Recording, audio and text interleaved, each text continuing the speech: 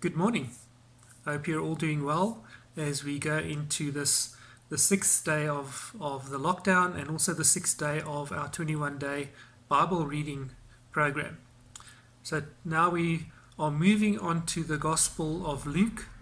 Over the next 3 days, we're going to be spending in Luke.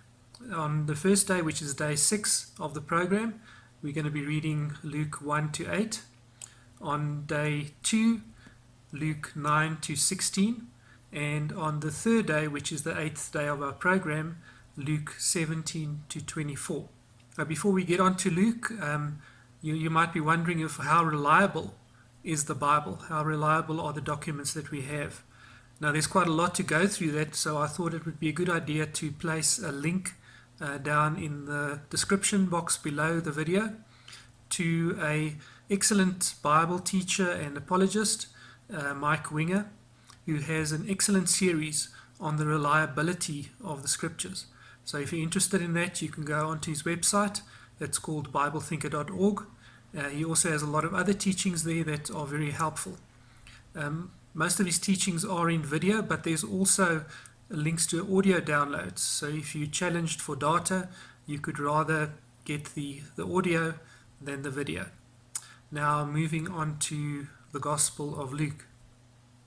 Although the author's name does not appear in the Gospel, there is unmistakable evidence that points to Luke.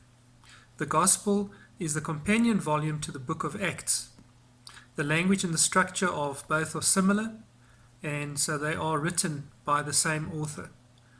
They are both addressed to the same person, Theophilus, and the second volume refers to the first. By a process of elimination using the accounts in Acts, Paul's dear friend Luke, the doctor, is the most likely candidate. The authorship is also supported by a uniform testimony of the early church.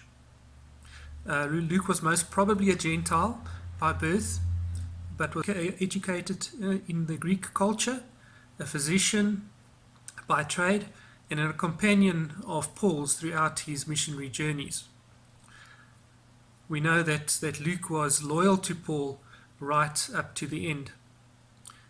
Paul speaks about him in Timothy and commends him to the rest of the church. The Gospel is directly addressed to Theophilus. The name means the one who loves God. It is most certainly refers to a specific person rather than a lover of God in general. He uses the term most excellent, which refers to the high standing of this person, and that he is most likely a Roman. There is one theory, though, that it refers to Theophilus ben Ananus, a high priest in the Temple of Jerusalem between 37 to 41 AD. The date and the place where it was written, it's most likely written between 59 to 63 AD.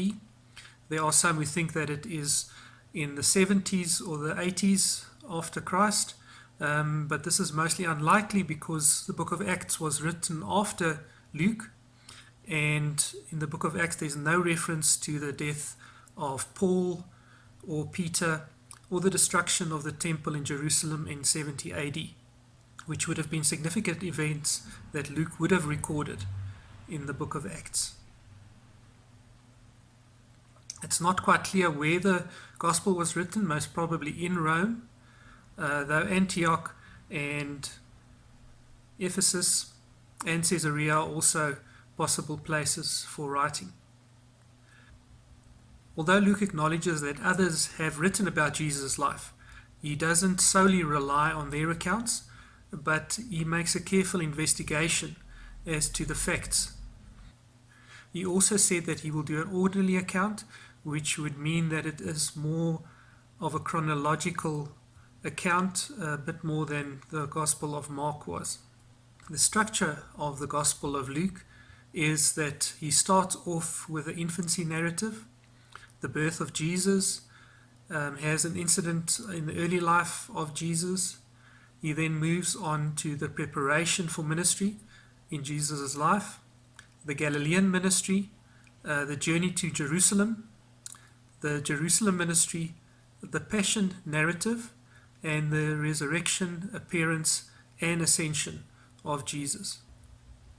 There's certain material that's only found in the book of Luke, the dedication to Theophilus, the infancy narrative, the birth of Jesus, John the Baptist replying to being questioned in chapter 3, Jesus preaches and is rejected by Nazareth, the call of Simon the fisherman, the four woes in chapter 6, the raising of the widow's son. He also speaks about the Galilean woman following Jesus, the story in chapter 19 of Zacharias, the tax collector, and also in chapter 19 where Jesus laments over Jerusalem. Luke also adds in some of Jesus' words at the Last Supper, Jesus' appearance before Pilate and before Herod, Jesus speaking to the weeping woman on the way to the cross in chapter 23, the repentant thief on the cross, and some more detail of the crucifixion, and Jesus appears to his disciples on the road to Emmaus and in Jerusalem. And then he also has the ascension of Jesus as a part of the gospel. Luke wants to make sure that the reader is assured that the stories that he has heard, the gospel accounts, are true, and that he has investigated these to make sure that there is no ambiguity between the stories and the facts. As you read through the Gospel of Luke, imagine that Luke wrote this with you in mind. Replace your name with that of Theophilus at the beginning of the Gospel. That this is for you to understand that the stories that you have heard are real and true.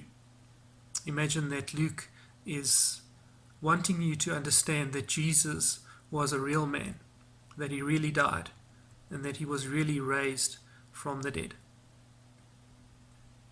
I pray that you will enjoy this read through the Gospel of Luke, and that as we go on to the rest of the Bible, that the Gospel will be cemented in your heart.